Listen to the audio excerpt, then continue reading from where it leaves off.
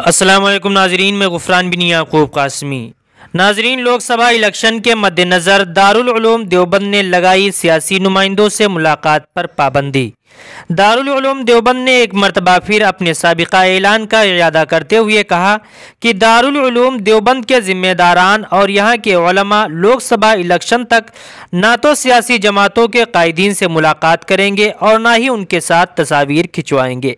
दारुल उलूम के तंजीम और तरक्की शोबा के नायब नाजिम मुफ्ती अशरफ उस्मानी ने कहा कि ये कदम मुहतमीम मुफ्ती अबुल कासिम नोमानी की हिदायत पर उठाया जा रहा है।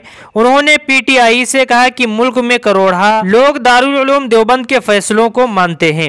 इलेक्शन के वक्त कई सियासी रहनुमा दारुल उलूम देवबंद आते हैं और उलमा के साथ तस्वीर खिंचवा कर सोशल मीडिया पर शेयर करते हैं ताकि राय दहिंदों को रागिब कर सकें।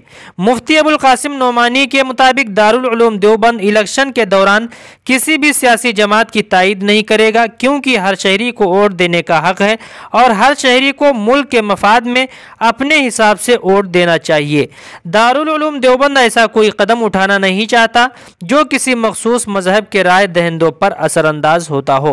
उन्होंने कहा कि आम दिनों में जब कायदीन दारुल उलूम देवबंद आते हैं तो उनका खैर मकदम किया जाता है, लेकिन इलेक्शन के मद्देनजर उलमाए दारुल उलूम देवबंद किसी भी सियासी जमात के कायद या नुमाइंदा का ना तो खैर मकदम करेंगे और ना ही मुलाकात करेंगे। नाजरीन, इस रिपोर्ट से मुतालिक आप क्या कहना चाहते हैं कमेंट करके ज़रूर बताएं। मुख्तसर वक्त में बड़ी खबरें पाने के लिए हमारा चैनल गुफरान बिन याकूब कासमी को ज़रूर सब्सक्राइब करें। अस्सलाम वालेकुम रहमतुल्लाहि व बरकातुहू।